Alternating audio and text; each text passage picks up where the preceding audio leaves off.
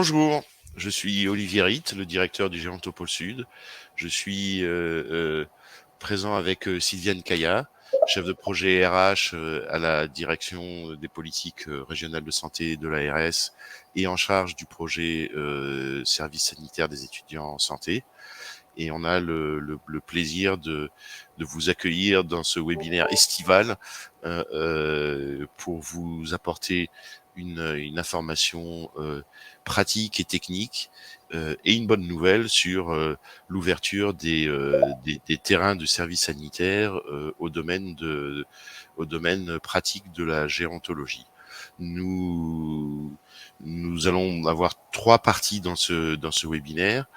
D'abord par Sylviane Caillat, une présentation du service sanitaire des étudiants en santé de façon générale. Puis j'interviendrai plus précisément sur la prévention en gérontologie et des exemples et le partage d'expérience qu'on peut avoir sur ceux qui ont déjà mené ce genre de choses. Et puis nous terminerons par une petite partie pratique qui est pour les terrains potentiels pour ce service sanitaire, quelle démarche pratique pour pouvoir proposer son terrain. Ok, c'est à vous Bon. pour les objectifs du service sanitaire. C'est bon, Oui, j'ai on fait vous la entend et on copie. vous voit. Merci beaucoup. Je mets ça je vais mettre cette image. Alors, tout d'abord, eh bien, le service sanitaire des étudiants en santé. Donc, c'est une modalité nouvelle, enfin, qui commence quand même à dater puisque ça date de 2018, qui concerne tous les étudiants en santé médicaux et paramédicaux, qui donc maintenant inscrites dans leur programme de formation pour qu'ils puissent être en capacité de donner des messages de prévention à l'attention d'un public. Donc, ça fait partie intégralement de leur formation. Donc, on y a en objectif principal donc initier les futurs professionnels de santé aux enjeux de la prévention primaire et la promotion de la santé pour qu'ils puissent après porter des messages en lien avec ces acquis-là dans leur future pratique. Donc, on va bien entendu modifier cette formation initiale pour leur permettre d'acquérir dans leur programme cette activité d'une manière beaucoup plus préventive qu'elle ne l'était auparavant. Favoriser la pluridisciplinarité et l'interprofessionnalité, puisque là, on va se retrouver pour les étudiants médicaux, et on va le voir dans la prochaine diapositive, avec tous les étudiants en santé médicaux, mais également les paramédicaux, qui sont donc pour certains classés dans un arrêté, et leur donner aussi des habiletés et des compétences qu'on appelle psychosociales, c'est-à-dire relationnelles. Et bien entendu, le pendant d'abord de la montée en compétences de ces étudiants sera bien entendu de donner des messages de prévention et de fait de lutter contre les inégalités sociales et territoriales d'accès à la santé via ces messages qu'ils vont pouvoir diffuser en très grand nombre, parce que les étudiants en santé étant extrêmement nombreux, la déclinaison nationale de ce service sanitaire a pour objectif de toucher de manière extrêmement large un très très grand public en y ajoutant ces compétences complémentaires de ce public. Donc l'objectif à long terme, eh bien effectivement, qu'ils acquièrent en termes de prérequis dans leur formation initiale ces compétences et après être en capacité de pouvoir conduire des actions de formation auprès de tous les publics. Donc ça, c'était pour la partie objectif. Donc qui est-ce qui est concerné? Donc sur notre territoire PACA, donc les étudiants en santé médicaux, donc là qui sont sur 2 universités sur notre territoire qu'on appelle PACA Est et PACA Ouest, c'est-à-dire rattachés à des universités donc de Marseille et de Nice, et pour les étudiants médicaux, des étudiants en médecine, des étudiants en odontologie, c'est-à-dire dentaire, des étudiants en pharmacie, des étudiants en maïeutique, les sages-femmes, et des étudiants en masso-kinésithérapie, donc des étudiants kinés, donc qui, eux, sont dans un cursus médical, donc qui correspond à peu près au total environ à 1500 étudiants pour le territoire de PACA, et les étudiants en soins infirmiers qui sont au nombre à peu près, puisque c'est étudiants de 2e année, environ 2500 étudiants sur le territoire de PACA. Donc ça, c'est pour les IFSI. Donc la réglementation de ce service sanitaire, ça ne se fait pas comme ça, puisque vous l'avez compris, le service sanitaire s'inscrit depuis 2018 dans différents décrets et arrêtés, notamment celui du 12 juin 2018 dont je vous ai mis les liens et qui permet d'avoir tout le déroulé pédagogique et comment le service sanitaire s'inscrit dans cette formation-là et vaut pour les étudiants validation d'unité d'enseignement qui fait partie entière de leur formation. Donc, c'est vraiment très codé en termes de contenu et également en termes de volume horaire et de validation. Donc, qui sont ces étudiants et quand est-ce que ça se déroule? Parce que c'est pas pareil pour chacune des filières. Donc, au total, le service sanitaire, c'est 6 semaines à temps plein de formation qui vont de la partie théorique à la partie pratique. Donc, la partie théorique, ils vont engranger des connaissances méthodologiques, des connaissances aussi en lien avec les thématiques propres du service sanitaire. On va voir en quoi elles consistent. Et tout cela est décliné par les enseignants, donc les enseignants universitaires ou les enseignants formateurs conjointement dans leur institut de formation. Donc, au total, donc, on a les différentes filières que je vous ai exposées tout à l'heure. Donc, tous ne le font pas à leur même avancée dans leur programme de formation. Pour les étudiants en médecine, c'est lorsqu'ils sont en 3e année de formation. Endontiste, 4e année. Pharmacie, 5e année. Maïeutique, leur 1re année. Donc, ça rentre dans leur cursus après la passe. Et pour les kinésithérapies, 3e année, les étudiants en soins infirmiers, leur 2e année. Donc, on a ainsi une pluridisciplinarité, mais attention, cette pluridisciplinarité, elle ne s'opère pas de manière équitable sur le territoire, si ce n'est parce que tout simplement, on a un gros déséquilibre entre le volume d'étudiants médicaux et le volume d'étudiants en soins infirmiers. Donc, on ne peut pas être dans la pluridisciplinarité totale entre médicaux et paramédicaux. Pour autant, on l'a pour ce qui est dans la pluridisciplinarité des étudiants médicaux. Donc, comment ça se présente sur le plan concrètement? Je vais revenir juste à la diapo en arrière, Olivier, s'il vous plaît. Donc, comment ça se passe? Donc, les temps pédagogiques, il faut d'abord acquérir des connaissances, des compétences théoriques. Donc, ça, c'est important pour dire que lorsque les étudiants vont sur le terrain, ils sont préparés et ont travaillé avant avec différentes étapes. Donc, sur ces 6 semaines, ils vont préparer le projet, ils vont réaliser l'action concrète de prévention qui va s'appeler le stage sur les terrains dédiés et ils vont après évaluer l'action et évaluation aussi de l'étudiant puisque les étudiants sont notés, en tout cas évalués pour être contributifs à leur parcours de formation et valider des unités d'enseignement. Donc, la diapo suivante nous montre à peu près comment les répartitions se font. Hein. Donc, on a au total une faculté de médecine, que ce soit Aix-Marseille ou Nice, un institut de formation kinésithérapie sur les 2 territoires. Pour les IFSI, donc on a les Hautes-Provence, les Hautes-Alpes, les Bouches-du-Rhône et le Vaucluse côté Aix-Marseille, donc ce qui fait au total 16 IFSI. Et sur l'Académie de Nice, un petit peu plus, moins de monde, puisqu'on a seulement 7 ici, mais une université avec les paramédicaux, les médicaux et les paramédicaux qui sont donc les kinés. Donc, on a quand même un équilibre, j'ai envie de dire, sur le territoire en fonction du volume, en fonction du, bien entendu, nombre d'étudiants dans les formations, Aix-Marseille étant beaucoup plus volumineux que le territoire niçois.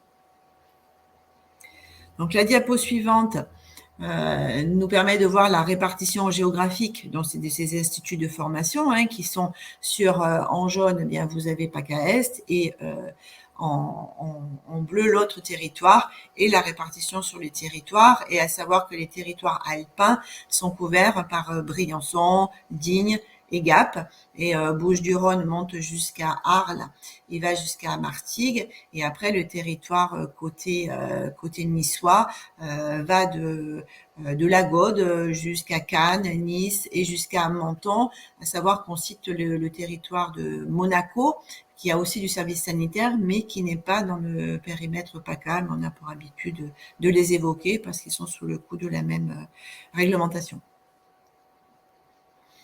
Alors, jusqu'à présent, les terrains d'action qui sont et les thématiques, hein, elles étaient très bornées et elles sont données dans l'arrêté pour, au départ en tout cas, avoir une volonté qui était celle d'un démarrage commun en 2018 et c'était essentiellement les établissements scolaires. Donc, dans les établissements scolaires, donc les lieux de stage des étudiants du service sanitaire. Donc, nous avions les écoles, qu'il s'agisse des écoles primaires, et après, bien entendu, aussi des collèges et des lycées, et également les établissements d'enseignement professionnel et les établissements d'enseignement supérieur. Donc, on avait essentiellement cette typologie-là.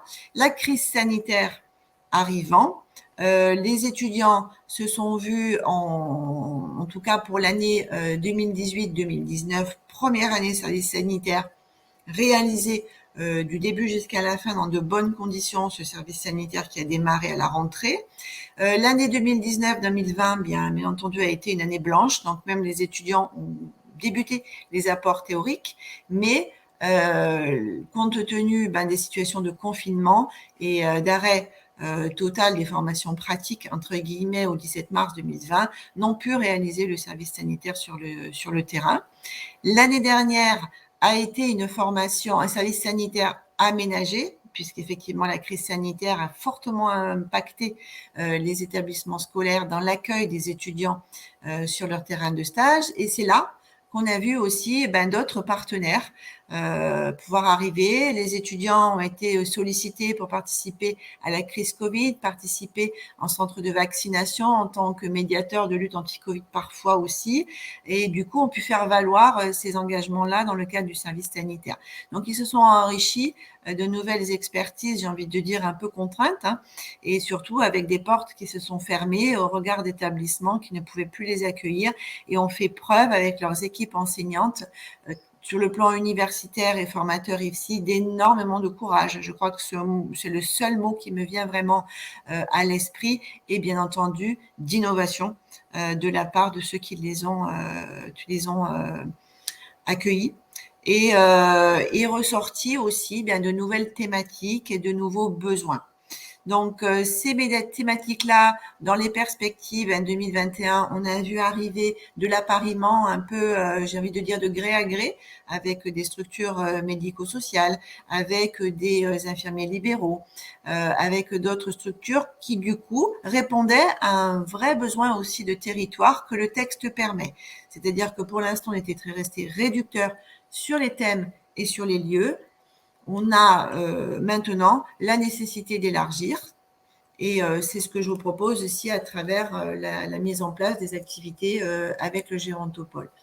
Donc, jusqu'à présent, les thématiques, elles ont donné sur le plan national et on s'en est tenu pour rester bien carré au texte, mais on peut en région y déroger, mais pour bien le rôder, on est resté assez centré sur ces thématiques, donc qui était l'hygiène.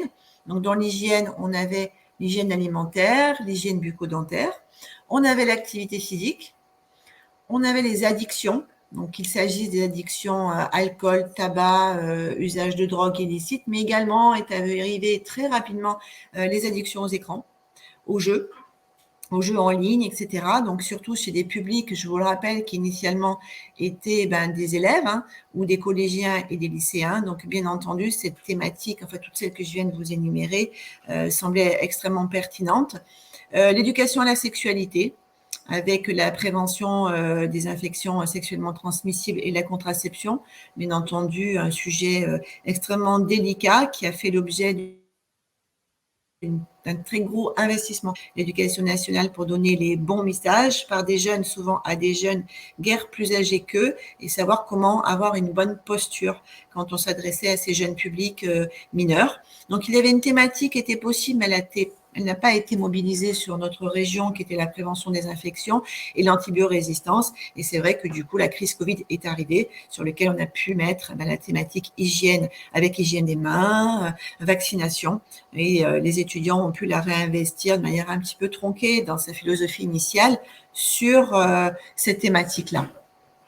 Alors, les thématiques régionales, c'est que ça, c'était les thématiques nationales. Donc, très vite, on a vu qu'elles étaient trop réductrices, peut-être, et sont arrivées bien d'autres thématiques, comme par exemple les troubles de sommeil, qui étaient aussi en lien avec la crise Covid, en lien avec l'addiction au jeu, en lien aussi avec l'isolement que créait la crise sanitaire. Hein. On a vu aussi des besoins qui sont en lien un peu aussi avec notre spécificité méridionale et d'accès maritime avec les gestes d'urgence. Et beaucoup nous ont évoqué les risques de noyade et les gestes d'urgence aussi larges qui sont enseignés dans l'éducation nationale et pour lesquels les formateurs en éducation nationale et enseignants et infirmières scolaires avaient envie que les étudiants particulièrement en santé, mais particulièrement aguerris et connaissant de par l'attestation des gestes de formation d'urgence qui est dans leur programme, avaient des compétences réelles pour pouvoir le donner en message auprès de leur public. Donc, ces thématiques, et puis est arrivée aussi la notion de prévention des chutes. Donc ça, c'est quelque chose qui peut être tout à fait opportun sur des domaines de géronto et pour lequel les kinés ont une forte appétence, une forte compétence dans ce domaine-là en termes d'animation et de messages de prévention. Donc, quand on choisit une thématique ou qu'on ressent un besoin d'une thématique sur un établissement, sur une classe ou sur la spécificité de son secteur d'activité, on ne peut pas la donner comme ça. C'est-à-dire qu'il faut qu'elle soit discutée en préalable parce qu'il faut, avant, que les étudiants arrivent avec des connaissances, en y étant préparés pour pouvoir arriver sur une thématique construite solide et qu'ils ne disent pas, j'ai envie de dire, des messages qui ne seraient pas opportuns et que les équipes enseignantes s'approprient cette thématique pour pouvoir être dans la bonne posture et les bons propos validés et qu'ils valident et qu'ils accompagnent auprès de leurs élèves, enfin de leurs étudiants en tout cas. Donc, c'est ce que je vous disais, hein, donc c'est comment ça se passe sur le terrain. Donc, vous l'avez compris, les étudiants en santé ont des apports théoriques, ont des apports méthodologiques sur la méthodologie de projet, sur la communication, sur la posture, comment est-ce qu'on s'adresse à un public. Et certains ont des cours, j'ai envie de dire, de théâtre pour soigner leurs élocutions, pour pouvoir être en capacité d'écoute, de pouvoir répartir la parole et d'être en situation de recevoir et de s'adapter à toute question ou à tout public. Donc, comment est-ce que ça se passe sur le terrain? Donc là, je vous l'ai expliqué au début. Donc, on a des étudiants qui sont dans la pluriprofessionnalité, en tout cas pour les étudiants médicaux. Donc, ils sont issus de ces 5 filières. Ils fonctionnent sur le terrain par trinôme, parfois un peu plus. Donc, un terrain de stage offre une offre de stage et dit, bien moi, dans mon établissement, j'ai repéré que telle classe, par exemple de 4e, dans mes bacs pro, a des problématiques de sécurité parce qu'ils s'endorment en cours, parce qu'ils jouent au jeu, et moi je dois les accompagner sur des machines outils, et je pense qu'il serait opportun d'avoir une action de prévention pour cette classe de 4e et ma classe de 3e sur les addictions, les troubles du sommeil, qui fait que quand ils arrivent en classe, eh bien ils aient aussi ces messages-là pour être plus efficaces dans leur apprentissage. Voilà, ce sont des exemples que je peux vous donner. On a la même chose sur, par exemple, des élèves de terminale avec par exemple, la santé sexuelle et la contraception. Un enseignant a repéré une classe ou le proviseur a repéré des classes pour lesquelles le programme est un peu lointain et qu'il pense au regard du bassin de population qui est du leur, de population éloignée des messages de prévention ou sur lequel, sur le plan culturel, il est intéressant de faire un focus sur ces notions de respect du corps ou de respect de la femme ou de respect du droit à la contraception, etc. Les étudiants sont accompagnés dans la demande de l'établissement autour de cette thématique. Voilà donc quelques petits exemples sur cette diapo-là. Ensuite, voilà, donc on a du coup dans les instituts de formation des lieux de stage très différents, des groupes d'étudiants qui vont travailler dès le début de l'année à la thématique et au lieu de stage qui va être identifié pour après pouvoir conduire leur action de formation sur le lieu et ainsi pouvoir décliner au plus près donc de ses besoins leur message par plusieurs séances, plusieurs groupes, ça dépend un peu de l'orientation.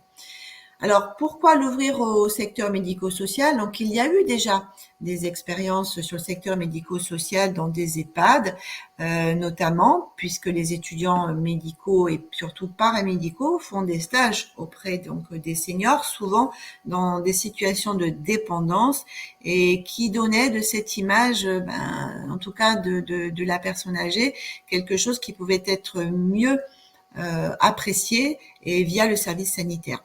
Alors aussi, le lieu de stage qu'il convient d'augmenter.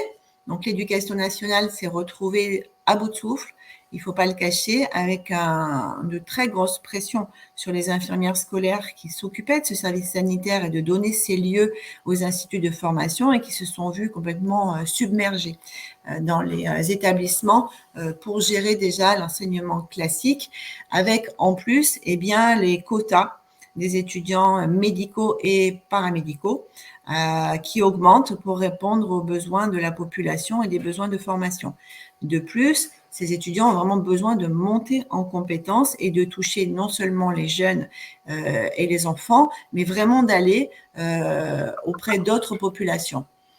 Donc, la géronto, on le sait, souffre d'un déficit d'attractivité. Donc, faire connaître aussi la gérontologie via le service sanitaire et de ce que l'on fait peut être un très bon levier pour notamment les résidences autonomie, puisqu'avec Monsieur Reed du Gérontopole, ça a été une discussion qu'on a eue ensemble de qui on associait dans cette partie géronto et il nous a semblé qu'effectivement les résidents en résidence senior service serait sans doute la population qui serait le plus bénéficiaire directement des actions de formation du service sanitaire et des messages donnés par ces jeunes pour ces seniors et du coup contribuerait également à mieux connaître ce qui se passe dans ces résidences.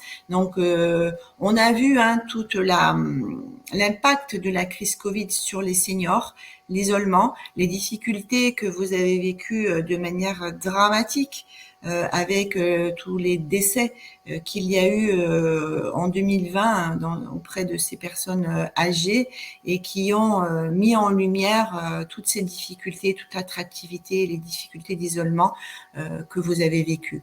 Donc ce service sanitaire, c'est une opportunité de dynamique interne autour du projet en mobilisant les équipes, les infirmières, les aides-soignants, les ergothérapeutes, les kinés, les psychomotriciens, les psychologues, les médecins, les auxiliaires de vie, les équipes d'animation qui interviennent auprès des seniors pour les mobiliser, j'ai envie de dire, autrement dans des activités de soins différentes, mais un véritable message de prévention.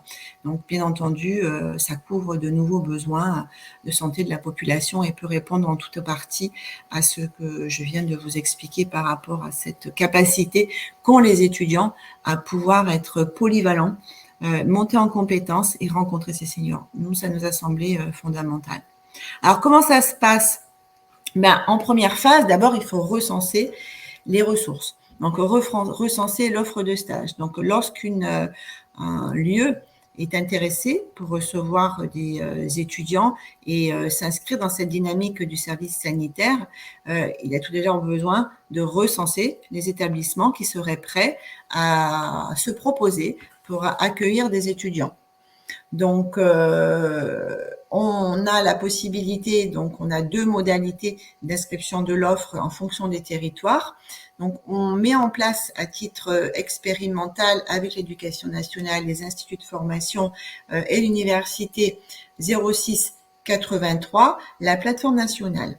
Donc, cette plateforme nationale, ça s'appelle la plateforme service sanitaire et permet de pouvoir recueillir de l'offre de stage. On en parlera dans un deuxième temps. Pour les autres départements, ça sera le Gérontopole qui en fera le recensement. Donc, notre objectif, c'est de recenser tous les partenaires qui souhaiteraient se déclarer offre de stage et partant pour l'aventure. Et notre objectif serait d'avoir notre nombre de lieux et de périodes et de thématiques stabilisés à peu près au 15-20 septembre 2022 afin de pouvoir proposer l'offre de stage aux partenaires instituts et universités. Alors cette phase 2, donc comment ça se passe? Donc une fois que l'offre de stage est identifiée via la plateforme ou via le lien que fournira le Gérontopole, les étudiants vont avec leurs instituts compulser cette offre de stage et proposer des affectations. Donc l'affectation, elle peut se faire en fait en fonction aussi des partenariats existants. Il n'y a pas de censure sur ce sujet, mais il faut une répartition équitable. Donc est en cours une procédure de répartition de l'offre de stage. Donc pour jusqu'à présent, bien c'est vrai que ça se faisait de gré à gré avec un historique qui permettait de pouvoir avoir des liens un peu de proximité les uns les autres, mais la plateforme ou en tout cas cette nouvelle modalité va permettre d'être équitable sur les territoires. Donc ce qui fait que quand vous proposez votre offre de stage, une réponse est apporté après par les instituts de formation qui se positionnent, qui vous contactent. Alors, attention, en PACA, nous refusons à ce que ce soit les étudiants qui vous contactent directement pour bien cadrer le dispositif et faire en sorte que vous ne soyez pas ou noyés ou en tout cas que vous ayez des interlocuteurs non adaptés. À savoir que sur d'autres régions, ça se passe pas comme ça. C'est des étudiants qui vont directement chercher l'offre de stage, mais nous souhaitons à ce que les liens de partenariat existants soient toujours bien balisés par les instituts de formation pour avoir des interlocuteurs uniques et que vous ayez les bons messages, puisque dans tous les cas, et je le marque là dans le texte, hein, les étudiants viennent chez vous via une convention de stage. C'est-à-dire que tout est sécurisé par le dispositif service sanitaire et quand les étudiants viennent nominativement, ils sont inscrits via une convention pour être assurés et ils ont, ça je tiens à le dire, comme tout professionnel de santé, l'obligation, ils répondent à des normes réglementaires d'obligation de santé et notamment celle de la vaccination Covid. Donc, les instituts vont contacter les établissements, ils vont préparer les actions en collaboration avec les établissements. Et vous êtes prévenus, bien entendu. Alors là, c'est là que les étudiants vont peut-être venir rencontrer la structure et voire même rencontrer les seniors hein, lorsqu'il s'agit de pouvoir faire un état des lieux avec vous, de vos besoins, des modalités d'accompagnement que vous proposez et surtout du type d'action que vous souhaitez voir développer dans votre établissement. Alors, soit effectivement, vous connaissez vos besoins en amont et du coup, ils sont inscrits sur la plateforme ou en tout cas sur le recueil d'informations, soit c'est au moment des premiers échanges avec l'Institut ou d'un premier contact avec les étudiants que ce besoin, au regard d'une enquête, va pouvoir être conduit. Ça, c'est vraiment laissé à l'appréciation d'un chacun pour ne pas contraindre les thématiques et jouer vraiment le jeu d'une démarche complète de prévention sur le plan méthodologique. L'action se déroule, elle est multipliée, c'est-à-dire que les étudiants ont un nombre d'actions en quantité, j'ai envie de dire, parce que c'est pas une action qui permet de voir s'ils ont acquis les connaissances et les compétences pour être en situation de prévention. Donc ça, c'est quelque chose qui se discute entre guillemets dans les répartitions avec les instituts. Par contre, à la charge de l'établissement d'accueil, d'évaluer le message de prévention et la posture des étudiants via des grilles qui sont partagées et données par les instituts de formation. Vous ne faites pas ça tout seul et vous êtes accompagné pour le faire, à savoir que les étudiants, eux aussi, sont évalués sur les contenus par les instituts qui les accompagnent. Ils n'arrivent pas avec des messages qui ne sont pas bornés. Les actions, donc voilà, je vous dis, donc les programmes de l'action, les supports pédagogiques, c'est-à-dire les outils. Ils peuvent utiliser tout type de support, c'est-à-dire ça peut être du diaporama, au petit film, au flyer, au jeu, à la démonstration avec des aliments. Quand ils font l'hygiène alimentaire, par exemple, eh bien, ils amènent des fruits, ils amènent des préparations, pour travailler avec le goût. Quand ils travaillent sur l'hygiène bucco-dentaire, ils peuvent venir avec des brosses à dents et des images, avec des mâchoires quand ils sont avec des enfants, avec des outils qu'ils vont pouvoir donner pour pouvoir faire passer leur message de prévention de manière ludique et non didactique. On ne présente pas un PowerPoint. C'est pas comme ça qu'on est efficace sur les démarches de prévention. Donc, ce que je vous disais tout à l'heure, hein, donc les étudiants sont évalués par le lieu, on évalue leur posture, leur capacité à recevoir les messages, à avoir des actions pertinentes et à donner satisfaction aussi sur le plan de la communication avec l'établissement et à ce qu'ils entretiennent avec vous, j'ai envie de dire, des relations absolument adaptées, courtoises et professionnelles surtout. Voilà, donc j'ai essayé de balayer ce dispositif-là. Il est ce que disent tous les acteurs bénéficiaires du service sanitaire, c'est un succès. C'est-à-dire dans l'éducation nationale, nous avons que des succès. C'est-à-dire que les demandent à ce qu'il y ait plus d'actions. Les bénéficiaires sont extrêmement ravis du positionnement des étudiants.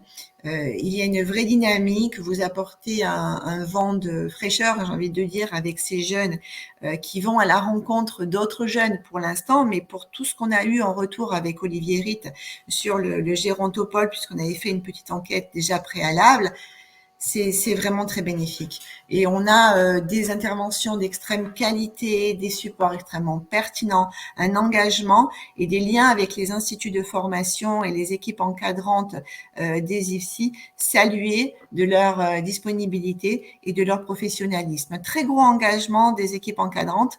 Donc, si vous voulez, par rapport à ça, je ne peux que vous rassurer sur le côté sécure est totalement maîtrisé des instituts de formation quand vous signez, j'ai envie de dire, l'offre de stage et le partenariat. Voilà. Voilà. Donc, le service sanitaire est évalué aussi sur le plan national. Donc, vous pouvez retrouver sur, alors c'est Santé publique France qui fait cette évaluation annuelle du service sanitaire et on a vraiment que des situations d'éloge de ces étudiants et sur leur montée en compétences. Donc, je pense que vraiment, on peut leur faire totalement confiance et confiance aux encadrants. Très bien. Je vais vous dire effectivement, je vais vous parler des expériences qu'on a pu observer, mais quand même 2 mots sur la prévention en matière de personnes âgées. Euh, euh, Puisque la prévention, on pense bien sûr, et on a pensé en particulier aux enfants en disant ça doit servir toute la vie, mais la prévention c'est toute la vie, donc ça concerne bien sûr aussi la population des personnes âgées, avec un enjeu commun que l'on a. Vous voyez sur ce petit schéma, la différence en France, c'est sur les femmes, mais c'est à peu près la même chose sur les hommes, entre l'espérance de vie sans incapacité ou en bonne santé, 64 ans et demi, et l'espérance de vie tout court, qui est pratiquement à 86 ans en France. Donc aujourd'hui, on a en France une promesse statistique de 22 ans de vieillesse sans bonne santé ou avec des incapacités.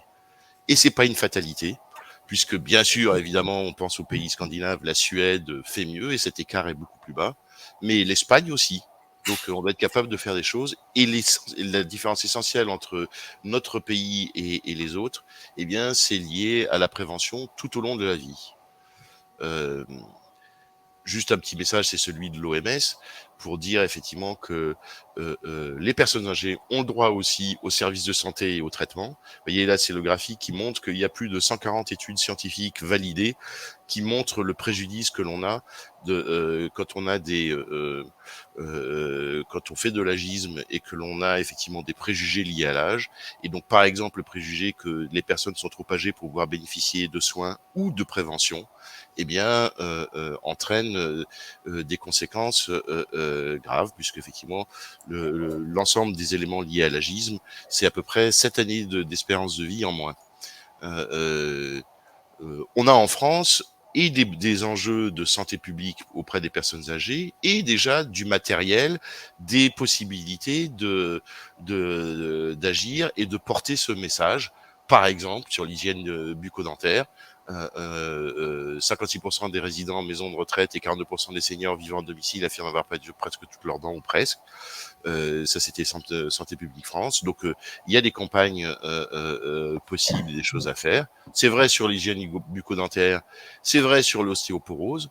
Hein, le livre blanc de Soros nous dit effectivement que, eh bien, on est en train de régresser en France sur la prévention, la compréhension et la sensibilisation des populations sur cette maladie, mais aussi d'ailleurs des professionnels de santé. Donc il y a des campagnes régulières sur le sujet parce que le besoin est très fort. Et pour les personnes âgées aussi, eh bien, effectivement, la santé sexuelle n'est pas hors de portée. Il n'y a pas de raison qu'on n'y arrive pas non plus, puisque effectivement, on observe par exemple que eh bien le nombre de contaminations et de séropositivité au SIDA augmente chez les plus de 60 ans. Donc, c'était juste une petite illustration pour dire des domaines, des sujets, les enjeux de santé publique et les réponses possibles en matière de prévention à destination de ces populations. Il y a de quoi faire. Les enjeux sont majeurs. Alors, où est-ce qu'on va trouver cette population âgée? Eh bien, on va la trouver en EHPAD, comme tout le monde le dit, mais de façon majoritaire à domicile. Donc, même à 85 ans et plus 80% de la population de notre région vit à domicile. Et donc, pour porter des messages de santé publique et de prévention auprès des personnes âgées, eh bien, c'est bien sûr, et pourquoi pas en établissement ou en institution, mais c'est aussi à leur domicile, quel qu'il soit. Alors, dans ce qu'on a regardé et observé, quel terrain pour le service sanitaire en matière de gérontologie? Eh bien, on a trouvé, par exemple, des IFSI à Marseille qui travaillaient avec Petits Frères des Pauvres et qui avaient effectivement des terrains établi un terrain de stage qui permettait d'accéder à cette population âgée, en l'occurrence à domicile. Donc, on peut imaginer Petits Frères des Pauvres, la Croix-Rouge, pourquoi pas.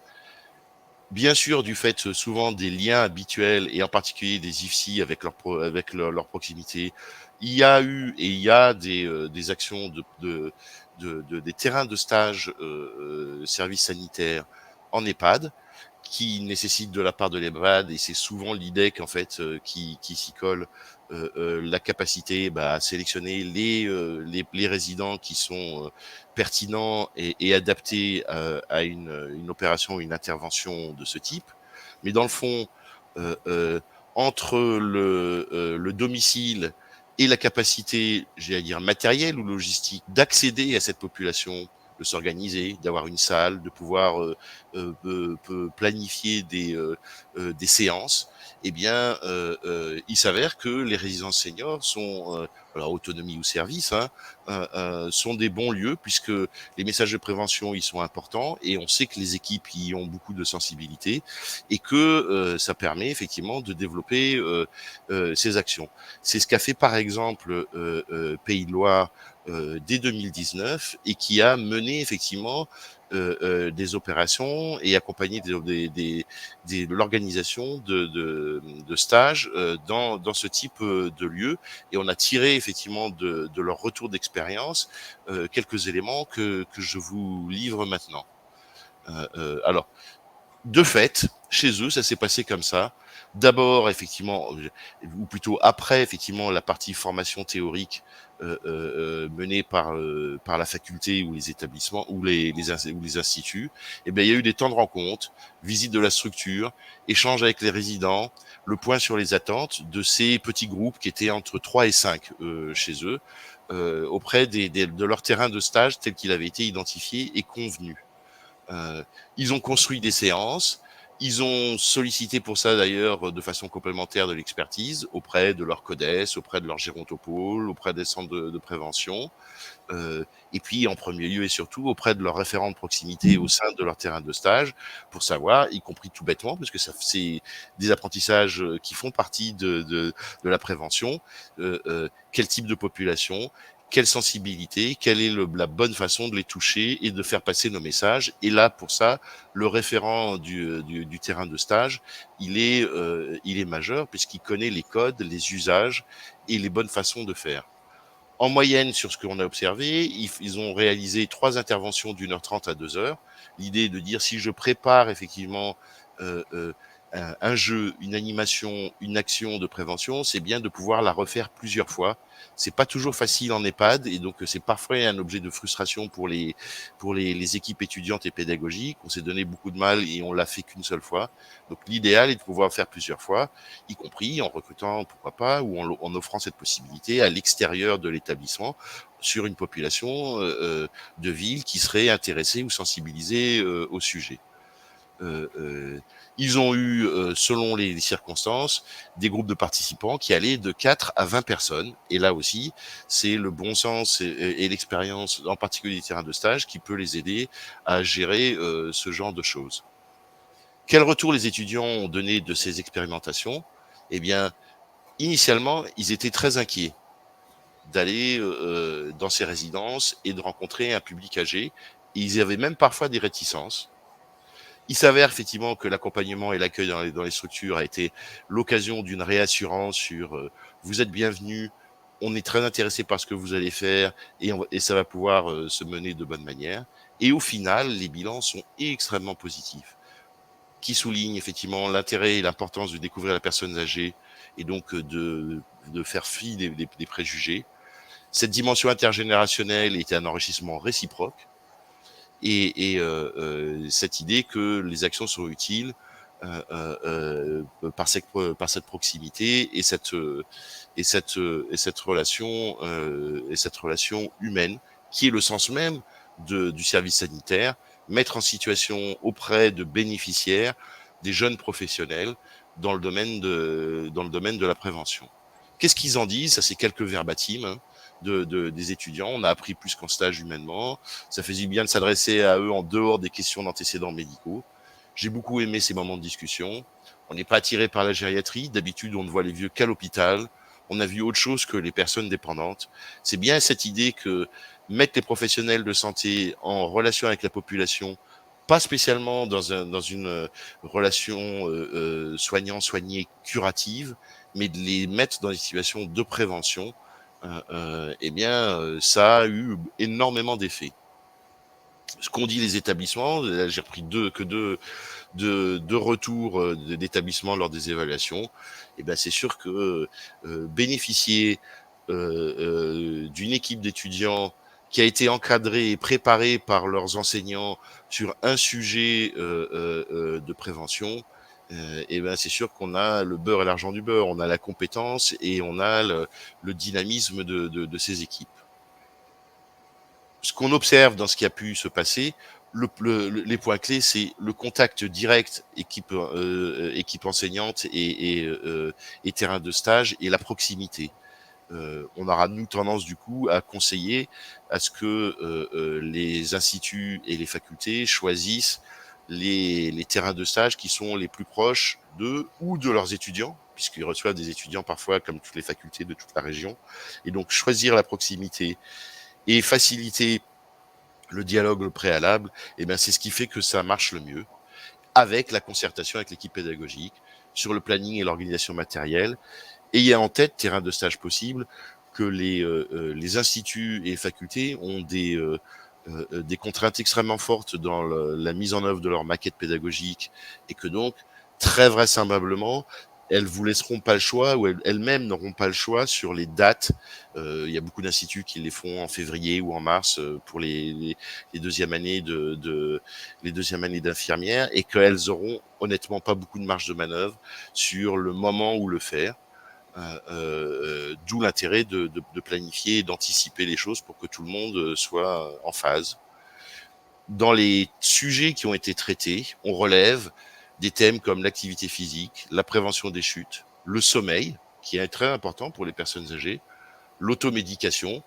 Il va peut-être y avoir des étudiants en pharmacie dans ces groupes-là, l'hygiène bucco-dentaire et la santé sexuelle, puisque c'est les thèmes qu'ils avaient choisis. Donc voilà effectivement ce qu'on peut vous dire sur ça a déjà été fait, y compris dans notre région en premier lieu avec des EHPAD. Ça peut être refait avec des EHPAD, mais et de notre point de vue, ça doit s'ouvrir à d'autres terrains sur le sujet. Voilà ce qu'on peut vous restituer à ce stade. Et du coup, pour terminer, juste vous donner quelques éléments pratiques, Sylviane, pour les terrains de stage 06 et 83. Alors pour ces terrains de stage-là cette année, donc nous avons en phase test, donc 2022-2023, opté pour cette plateforme. Donc quand vous saisissez cette adresse, vous arrivez donc sur le portail national du service sanitaire. C'est extrêmement intuitif, hein, c'est très facile, et vous allez arriver sur une page qui va vous proposer de créer un compte. Donc je crois qu'aujourd'hui on a bien l'habitude avec Internet de se créer des comptes et des mots de passe. Donc, vous créez un compte, vous demandez la création d'un compte offreur, puisque vous êtes offreur de ressources de stage. Votre demande arrive sur un administrateur. Donc, cet administrateur, j'en partage la responsabilité avec Olivier Ritt. Je pense avoir mis administrateur aussi pour les résidences. Donc, nous voyons arriver par voie de mail votre demande de compte. Immédiatement, le mail est traité et de fait, vous pouvez avoir accès après à la saisie des informations. Donc, votre compte étant validé, vous avez aussi des guides d'utilisation qui vont vous aider quand vous allez cliquer sur la première page si vous avez besoin d'être guidé, mais c'est vraiment extrêmement intuitif. Donc, il est très important de bien pouvoir saisir l'identifiant de la structure, c'est-à-dire votre adresse précisément, le nom des personnes qui vont être en charge du projet, le nom du directeur, et puis vous allez avancer sur la page, puis vous allez voir les détails. Donc ça, c'est quand vous arrivez sur le portail directement, vous arrivez sur cette page-là qui va donc vous proposer de créer votre compte. Et ensuite, nous avons, nous, administrateurs, cette page-là et qui nous donne le nombre de comptes qui demandent à être validés. Et il nous suffit de nous connecter pour immédiatement, il n'y a aucune censure dessus, bien sûr, simplement pour que, entre guillemets, il n'y ait pas des annonces sauvages qui arrivent sur le site et que ce soit bien cadré. Donc, nous validons votre offre et après, vous pouvez saisir. Donc là, c'est un exemple de saisie. Vous saisissez vos coordonnées, votre adresse et il faut être assez précis parce que c'est un outil qui n'est pas qu'un seul outil de récupération de la ressource, mais qui va permettre après, derrière, éventuellement, de faire les conventions, de pouvoir faire du publipostage, de pouvoir extraire des fichiers Excel et de même aller en phase 2 à l'affectation de l'étudiant directement sur la plateforme. Donc là, nous, pour l'instant, sur PACA, on est vraiment à l'état expérimental. D'abord, on va faire la saisie et ensuite, dès que la saisie est faite, il y aura une extraction par fichier Excel qui sera donnée à la date déterminée tout à l'heure aux instituts de formation pour pouvoir opérer la répartition et qui ensuite vous rejoindront par mail ou par appel téléphonique pour proposer un institut, une université qui sera le partenaire de cette offre et sur lequel ils vont se positionner et du coup bloquer, j'ai envie de dire, l'offre. Donc ce portail, il est national. Nous avons donc décidé de ne pas le rendre visible parce qu'il est possible, quand on se connecte, de voir toutes les offres du service sanitaire, mais en PACA, nous préférons blinder pour qu'il n'y ait pas de choses anarchiques. Donc c'est important pour nous. Donc cette offre-là est récupérée sur la plateforme pour le 06 83 à l'état expérimental. Maintenant, pour ce qui est des restes des départements, ça Eh sera bien, gérant. pour les autres départements, en fait, le Gérontopole a proposé de servir en fait de point de concentration et de permettre effectivement à tous les établissements et terrains de stage potentiels, tout bêtement, de remplir 2 pages qui, pour dire grosso modo, c'est le même type d'information, hein, qui on est, comment nous contacter, et pour le projet spécifique de service sanitaire, quel thème éventuellement on a en tête ou en idée, et quelle est la personne à contacter. Donc c'est quelques informations, c'est 2 pages d'un questionnaire très court à remplir et qui permettent effectivement de se signaler comme terrain de stage potentiel. On va nous servir effectivement de concentrateur et pouvoir du coup restituer à la faculté et aux instituts les offres de stage et de terrains de stage qui auront été faites afin de vous mettre en relation.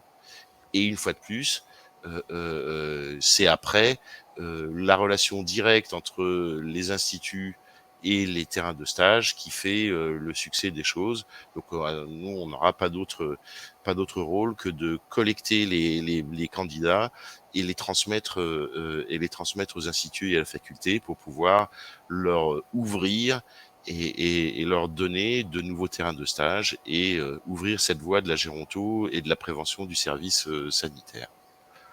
Voilà les éléments. Vous pouvez, là, si vous voulez dès maintenant, flasher le QR code qui est à l'écran et vous aurez accès au questionnaire. Mais de toute façon, pour vous et donc tous les inscrits à ce webinaire, nous allons vous adresser rapidement le replay qui vous permettra de le partager de ce webinaire, qui vous permettra de le partager à vos collaborateurs ou à d'autres collègues.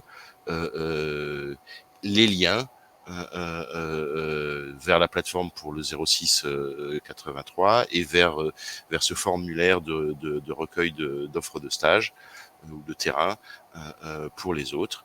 Et donc, et nous recommuniquerons pour indiquer à tous les terrains de stage potentiels qui peuvent bénéficier de cette opportunité extraordinaire pour les jeunes qui peuvent voir effectivement et mettre en pratique une vision géronto plus ouverte et moins curative, et pour permettre aux établissements et aux terrains de stage potentiels à la fois de bénéficier de cette action et à la fois à cette occasion ouvrir, faire de l'intergénérationnel et du lien avec les futurs professionnels qui rendront visite chez vous.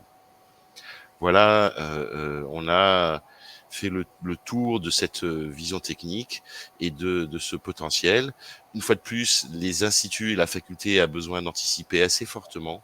Et donc, c'est vrai qu'on a besoin de recueillir le maximum d'offres possibles pour la rentrée. Sylviane nous indiquait environ la date du 15 septembre. Le plus tôt on peut transmettre aux instituts et aux facultés des offres et des contacts possibles sur des terrains de stage, et plus tôt eux peuvent les prendre en compte, les intégrer, et puis prendre contact avec vous et nouer des relations, qui est aussi un des objets de cette opération. Voilà, voilà ce qu'on peut vous dire. Je surveille le chat et je vois que les dernières questions ont eu des réponses. Avant que l'on clôture et qu'on vous adresse effectivement tous ces éléments. On va répondre au chat. Voilà. Eh ben oui, merci beaucoup pour ces nouvelles perspectives. On espère bien. Alors, merci Carole, Université Aix-Marseille, étudiants voilà. médicaux, Madame Zakarian. Une fois de plus, eh bien, c'est expérimental. C'est la première fois qu'on agit de façon aussi formelle, même si, une fois de plus, un certain nombre d'instituts, en particulier des IFSI, avaient déjà des terrains de stage gérontaux, mais on a envie de les développer, donc on va le faire progressivement avec l'aide des uns et des autres. Et puis, ce qu'on aura gagné la première année, eh bien, on pourra le capitaliser et l'étendre encore sur les années suivantes. Une fois de plus, quand je regarde sur d'autres régions plus avancées, comme par exemple Pays de Loire, les terrains gérontaux ne sont pas majoritaires encore. Et pourquoi pas? Parce que c'est bien de faire de la prévention le plus tôt possible auprès des établissements de l'éducation nationale et des jeunes, mais c'est bien d'avoir aussi cette possibilité, à la fois pour que les instituts et les facultés aient plus de terrain et plus de facilité, et puis pour permettre effectivement eh bien d'ouvrir la prévention aussi aux populations âgées. Voilà. Eh bien, merci beaucoup de votre présence. Merci de relayer aussi ce message et ce qu'on va vous envoyer auprès de vos collègues, de vos équipes, pour que l'on puisse avancer le plus possible dans ce sens-là. Merci beaucoup. Merci à vous. Excellente journée. Au revoir. Au revoir.